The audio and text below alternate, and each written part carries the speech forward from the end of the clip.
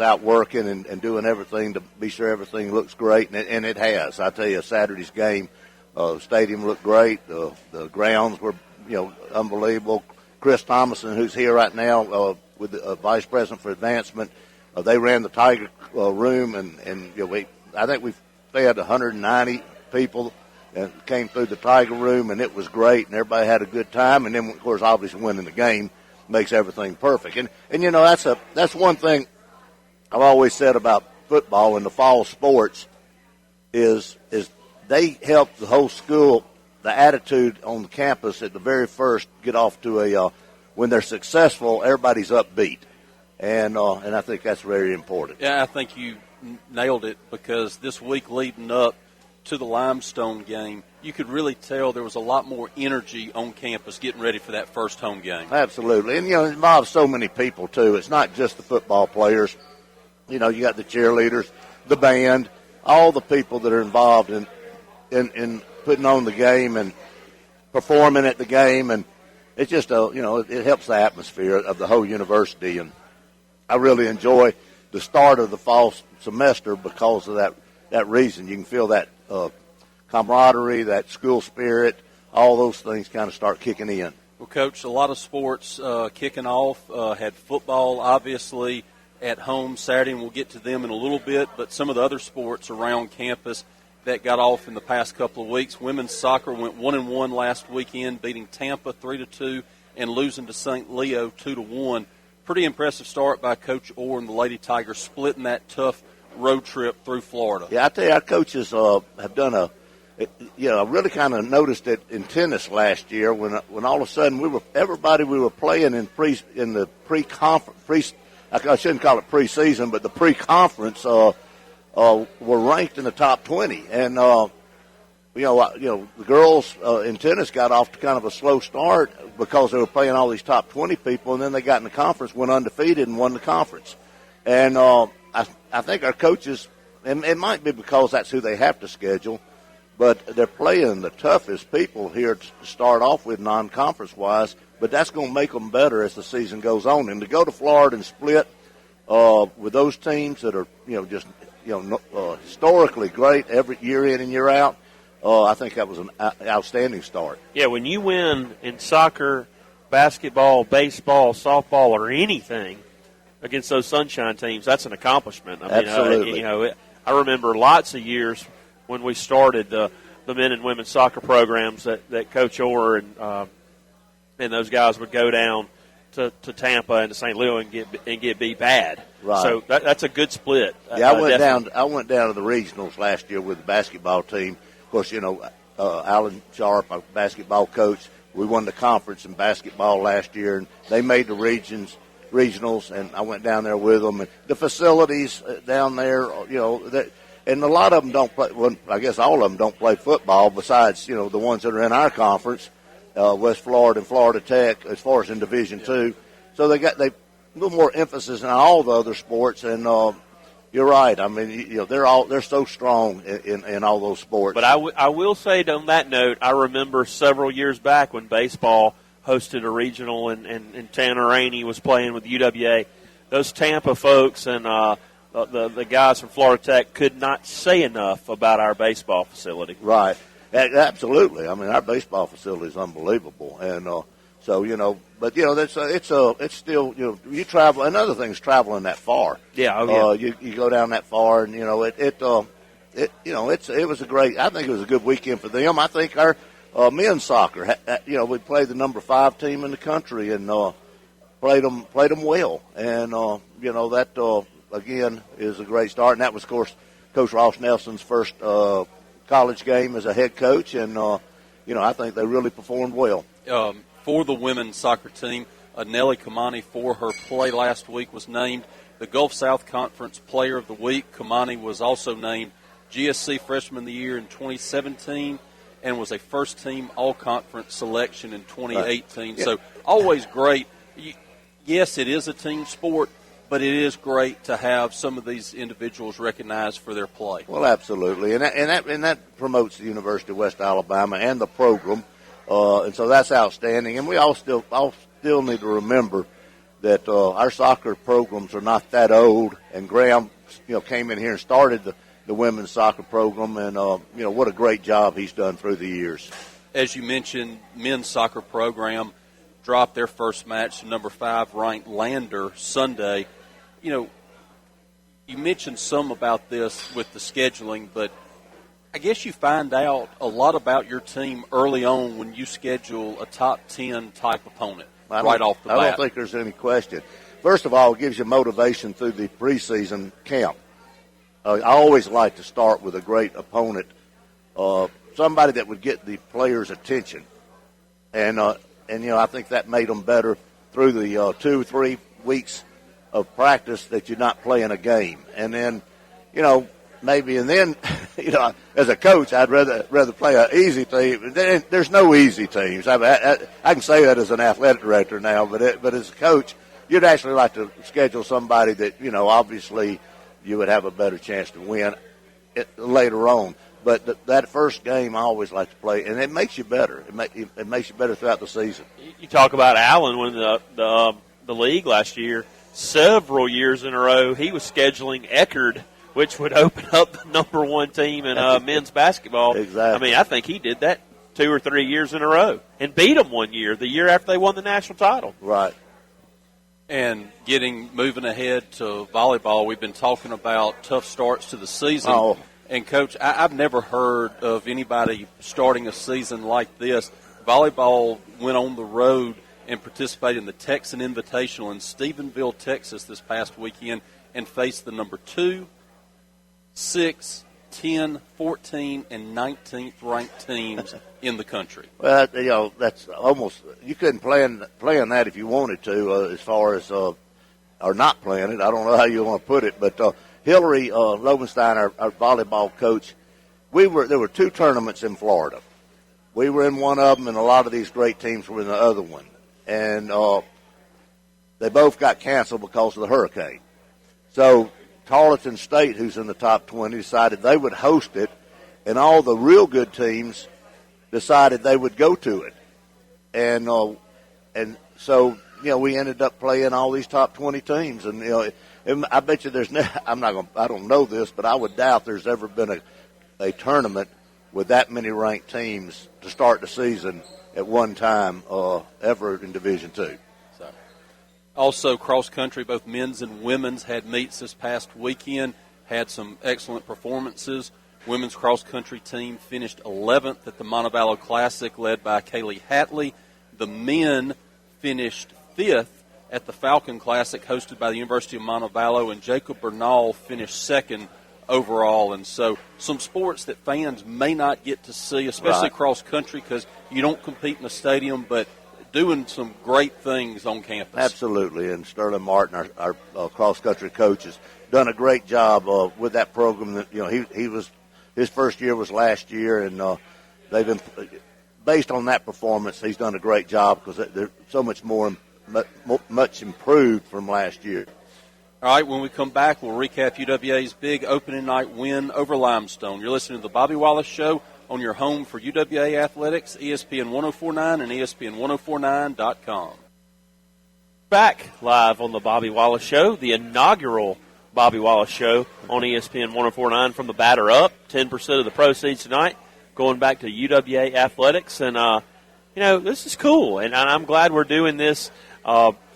Robert, you and I want to say Jason Gardner probably 10 years ago kind of started doing, a coach's show, and it kind of started here at the Batter Up and went back and forth between Batter Up and Austin Steakhouse over in Livingston, and I'm glad we're bringing this back, and I look forward to, the life of the Bobby Wallace Show and where it can go. But good stuff so far, and Robert has more questions planned, but maybe the next time we do this, I'm gonna get all into those Bo Jackson questions. Well, it was. I will say this about Bo: it was a lot of fun recruiting him, to say the least.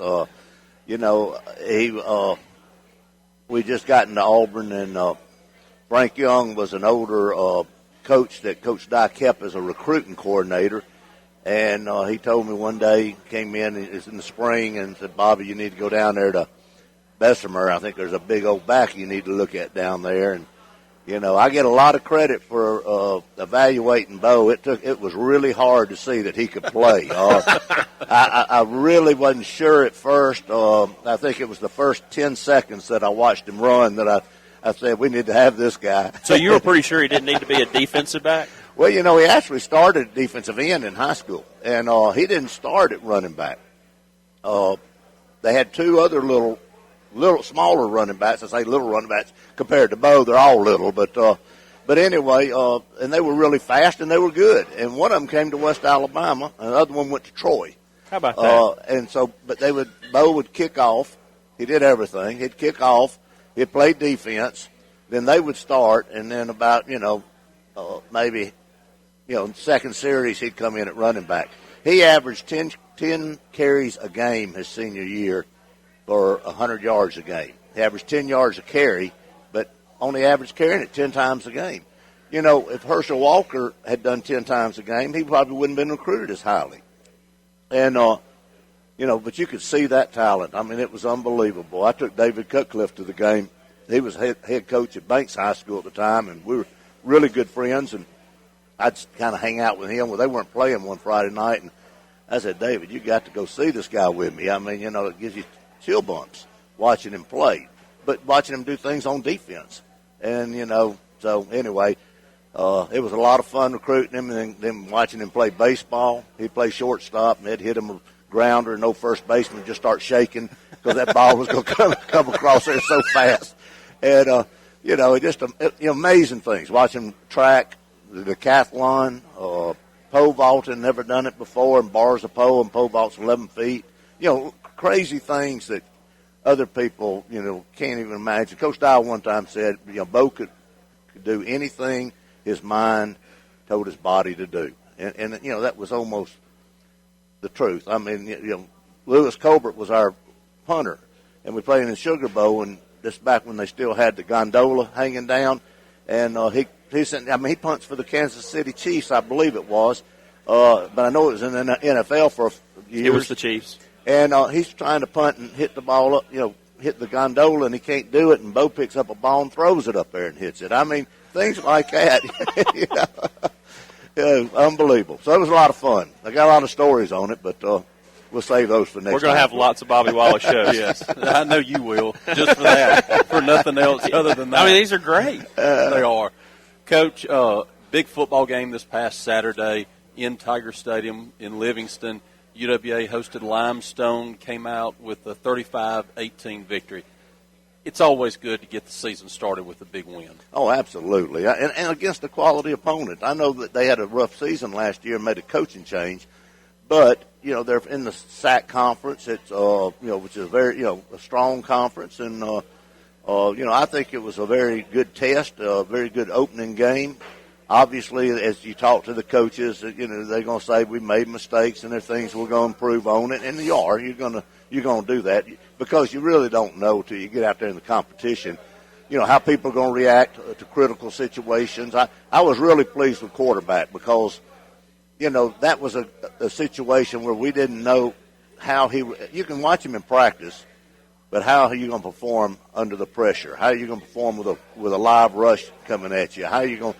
Because you don't do that much in practice, and I was real pleased with the way we performed. I think Brad will tell you that we gave up a few too many big plays. I was talking to him today. I think we gave up 200 yards of offense in 5 plays, which we've got to eliminate those.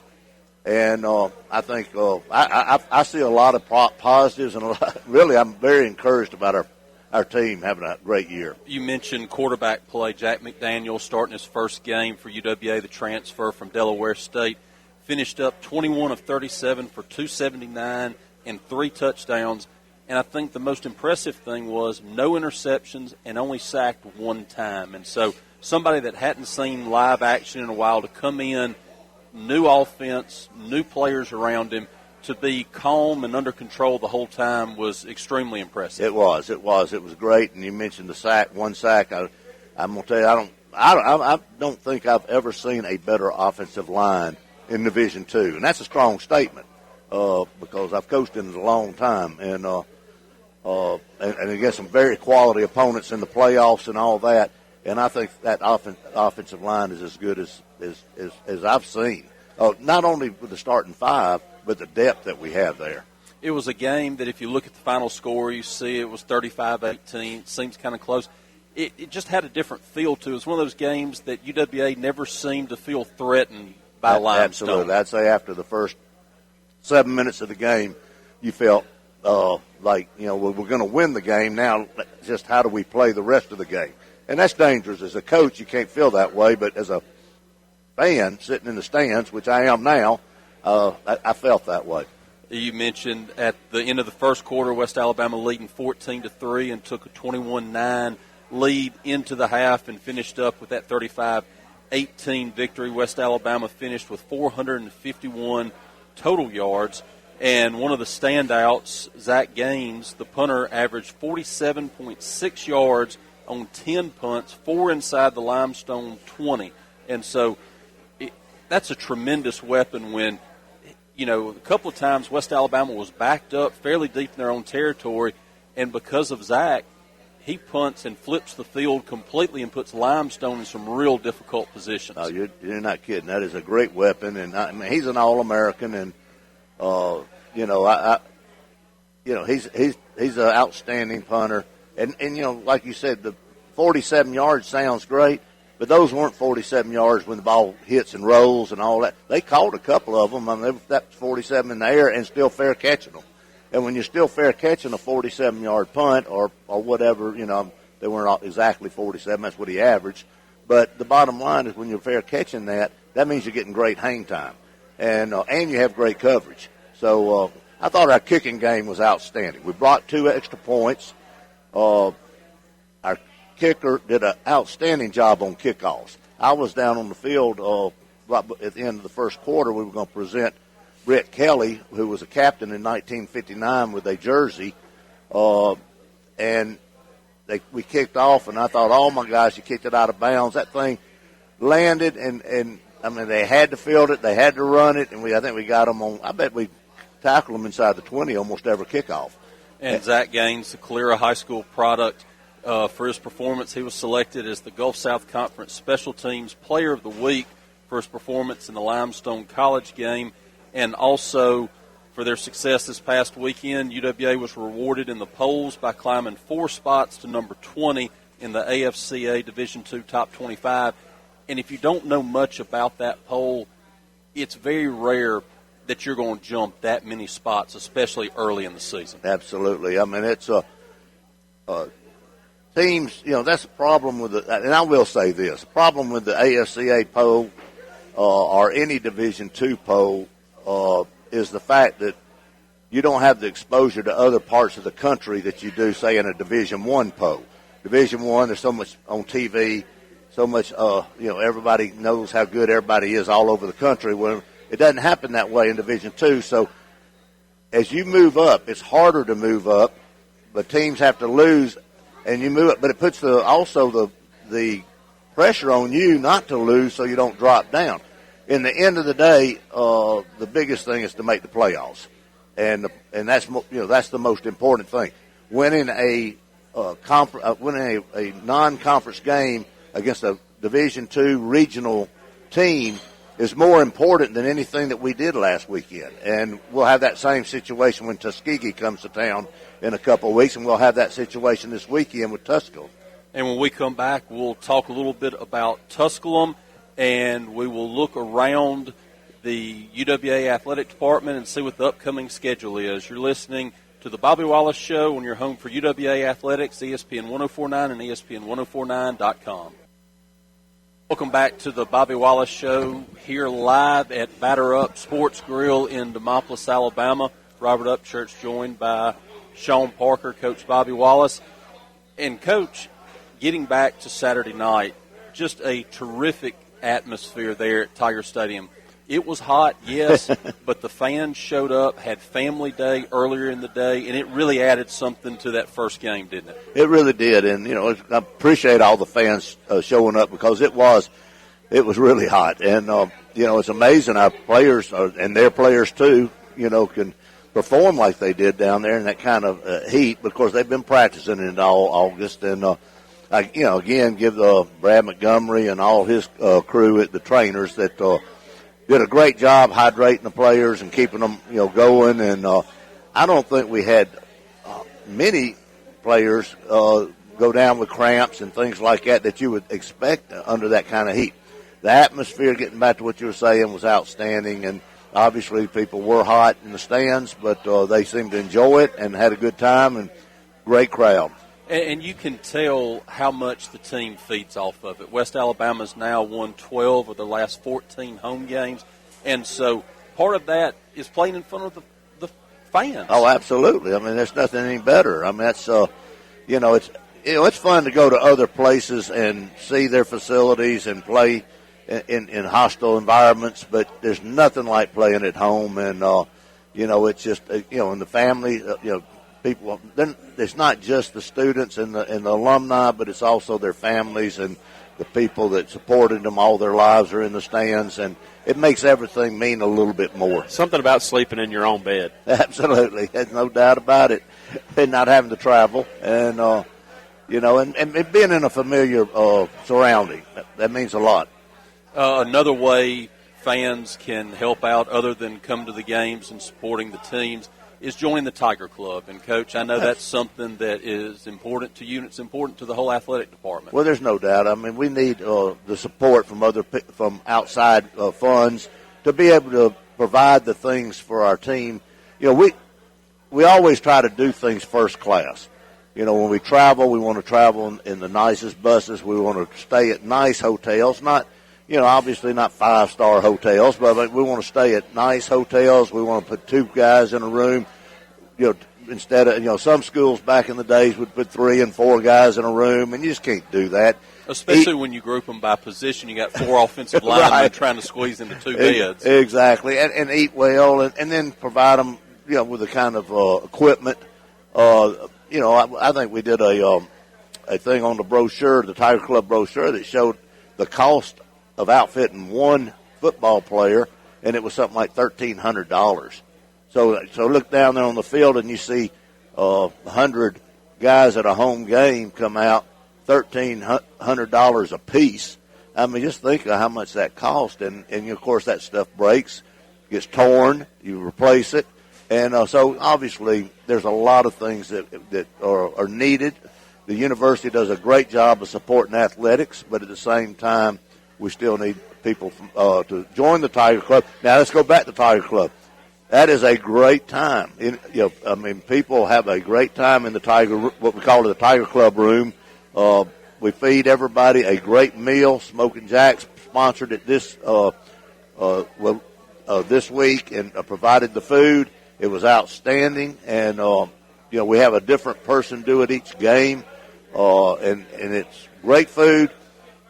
Great spirits in there, and it's a lot of fun, and everybody gets to see people and have and it gets pretty crowded in there, which is a great thing. It's kind of like a party. There's adult beverages in there, isn't there? There's a few, but I just said, it's like a party, and then at halftime people come back in there, the food's back out. Jenny Miller, Chris Thomason, who heads up I mentioned him earlier, the Vice President for Advancement. Jenny Miller, they did a great job of setting it up and getting it done, and everybody enjoyed it. If someone wants to contribute either to join the Tiger Room or just to help out with athletics, how can they do that? Well, they can call. Best way would be call Penny Dew. Her number is 205-652-3784. That is the easiest way, and then she would guide them in the right direction. But you can also go online on our webpage, UWA.edu, go to athletics, and then there'll be a place to go to Tiger Club, and they can join that way also. It's, we need people to join at any level, but there's a $1,000 level that gets you allows you to get 4 passes into the Tiger Room before the game, which is really a great deal if you're talking about a full meal, and everything that goes along with it for 6 games. This week, the Tigers go on the road, take the show on the road to Greenville, Tennessee, to take on Tusculum in the first road contest of the year. Tusculum dropped their opener last Thursday to Delta 24-10. Early in the season, how tough is it for a coaching staff to be able to get a grasp on what the other team's going to do when you're limited in the amount of film that you have? Well, getting one game is 100% better, obviously, than having no games, which that first game, that's what happens in the first game, especially with the coaching change. Even though the coach was the head coach at Limestone was there last year, the defensive coordinator was new. So you really don't know what they're going to line up in. That makes everything very difficult. Having one game helps tremendously. Now, what kind of adjustments are they going to make after their first game? They might go through the first game and see, well, we don't have enough defensive linemen. We might change from a 4-man front to a 3-man. Now, if you get into 2 or 3 games, you're going to find their tendencies and what they really like to do. So, but you can at least judge their personnel with one film, and then you can see where their base stuff probably would be come out of, and you can prepare better. What the other thing is, people may see Tusculum, never heard of them. They don't play in the Gulf South Conference, but they are a Region 2 game. How important, for people who don't understand, how important are these Region 2 games? This is different than what you're seeing with Alabama and Auburn. All right. There's criteria that the Division 2 regional committee that picks the playoff teams has to go by. I mean, it's not who they want to, who they look at and see they think this team's better than that team. It's exactly one loss record in region, strength of schedule. There's a criteria they go through, and that's who makes the playoff. It's not like I like this team better than this team, and I'm not talking about like them like know the coach or something. I'm talking about I look at this team, they look better than this team. Doesn't matter. Doesn't matter. That's why you can play a Division 1 team and win the game. It doesn't help you a lick.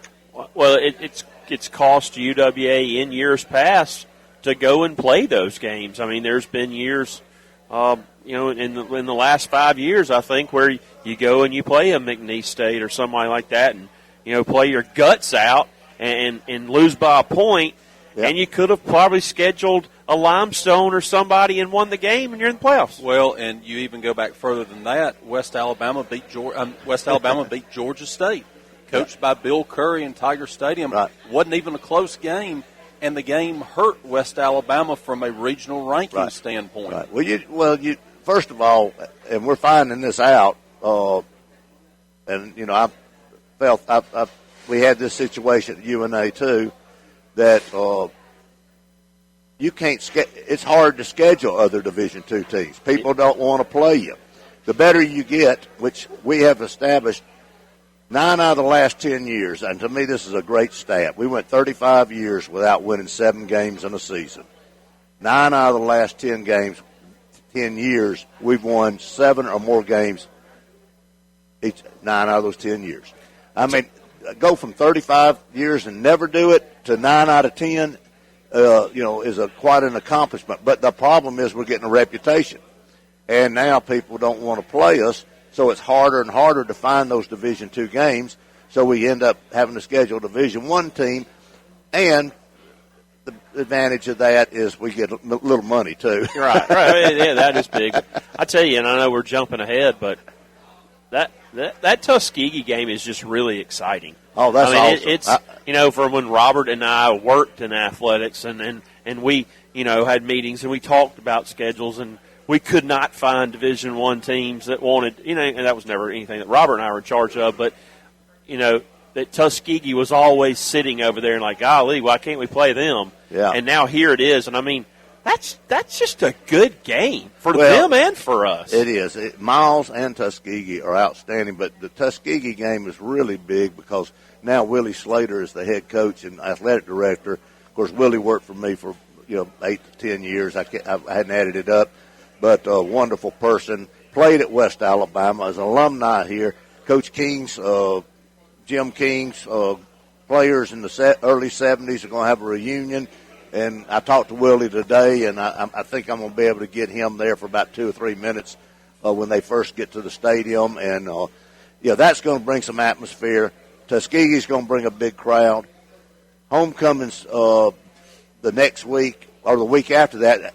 The Catfish Cookout is the next week, October 5th, which I told them the Farmers Federation, Sumter County Farmers Federation, and then the Catfish Division of the Alabama Farmers Federation, they feed everybody catfish before the game, and it's outstanding. And I told them we'll have I've heard more comments about that game. You got Tuskegee coming, you got homecoming, and now we got the catfish game. and it's outstanding. And this is a geeky radio thing, but we're going to simulcast the catfish game on our station, ESPN 104.9, the home of UWA Athletics, and the 100,000-watt radio station here, WINL, wants to take it because Alabama and Auburn are both off. So we're going to be on 150,000 watts of radio power for the catfish game. That's awesome. So that's a cool thing. And so we'll be back in just a minute. We're going to wrap up, ask Coach Wallace a couple of questions, and close out the first Bobby Wallace Show here on ESPN 104.9 and ESPN1049.com. Welcome back to the Bobby Wallace Show live from Batter Up Sports Grill. Would like to thank Jason Wyndham and everyone here at Batter Up for all that they do for UWA Athletics. Also would like to thank Nahiola Credit Union.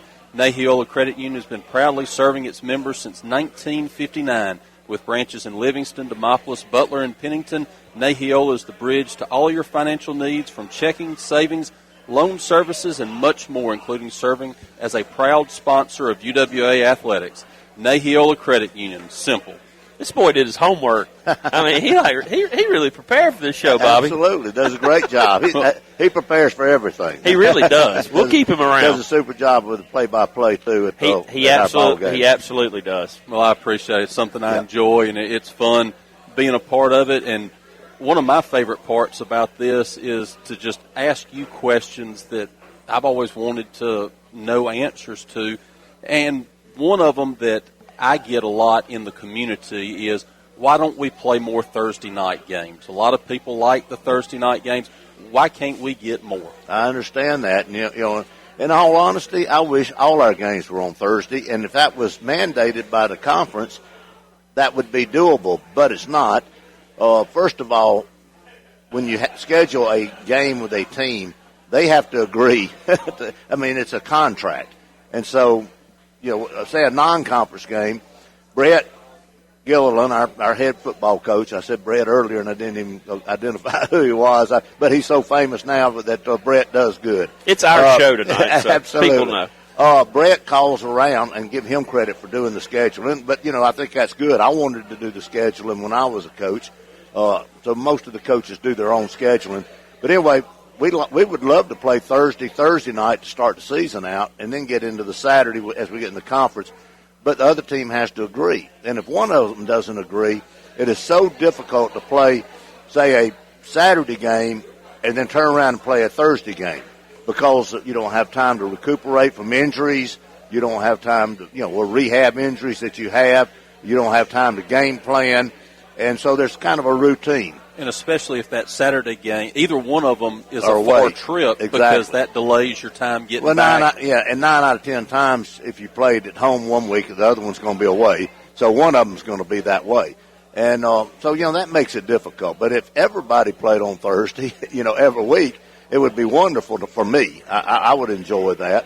It's a little more difficult for people that have to travel, which now you look at the players' families. Can they get off work in time to get to the games? Or get home really late at night and have to go to work Friday morning? So that brings in some problems. But that's basically the biggest reason is everybody would have to agree to it across the board. And if they don't, going Thursday, Saturday would never work. I think you would also risk possible injuries because of not having time to rehab. One of the other things I've always wondered about, you always hear that old adage, the most improvement for a football team comes between the first and second games. Do you believe that? And if so, why is that? Why do people always say that? Well, if we have good coaching, I believe it, and we do. I don't want to insinuate that, but nowadays practices are so much different than they were back in the old days. When you first of all, you used to have a lot longer to prepare for the first game. So early in those weeks, you would scrimmage and you would actually go full speed, tackling to the ground, scrimmage. And and you challenge your players, and they would know, you'd know what you've got. Now, because of injuries, because of time frame, you have such little time to prepare for the first game. I mean, 2-3 weeks is not much time, and so you're scared to go full speed a lot. So you don't hit a lot in practice. You don't tackle to the ground. You don't hit the quarterback. All those kind of things. To where the first game is the first time they ever see live. Why would NFL have 3 preseason practice games? Because they're trying to get the guys ready. Now, they're also trying to figure out who their best players are. But they play, you can look up and see great players in the NFL playing in preseason games. Well, there's got to be a reason for that. Well, we don't have preseason. So that first game is your first live situation, and especially for 60 minutes or for a full game. And so from that point, if you see your mistakes, you see your weaknesses, you see your strengths, you address those things, try to work towards your strengths and stay away from your weaknesses and protect your weaknesses, then you get a lot better from the first game to the second game. So, I mean, if you got good coaching, that's what should happen. Yeah. Well, thank you, Coach. This has been fun. Have had a blast doing this. Well, we'll do it again. And, Sean, next time I promise I'll let you ask more Auburn-centric questions. Oh, my God. Getting back to the glory days of Auburn football in the mid-'80s. I'll think of some of those real good ones. You had a good one years ago about people coming over to Bo's house saying, is that the phone that Bear Bryant called? But anyway. Well, he did, I'm sure. But anyway, good stuff. We'll be back in about a month, I guess, Robert. We need to plan the next Bobby Wallace Show and its destination. It may very well be back here at the Batter Up. It may be at Mugshots in Meridian or a restaurant in Livingston, but we'll be named later. Yeah, it's a mystery. Well, I'm willing to go anywhere to talk West Alabama. Yeah, we'll do that. Thank you, Coach. This has been a lot of fun. Sean, thank you. You just had a root canal done I did. Earlier today and braving everything to be here, so those of you that have listened to this radio station for 11 years are probably like, that's the quietest he's ever been on radio for an entire hour. But I did have my face drilled off earlier, so, that was a thing. But we'll be back in a month on the Bobby Wallace Show. Thanks so much for listening to us on ESPN 104.9. And we'll be back on the air with UWA Saturday at 5 o'clock. Airtime at 4:45 from Tusculum. 4:45 from Tusculum. Glad that you knew that. We'll be there then on ESPN 104.9.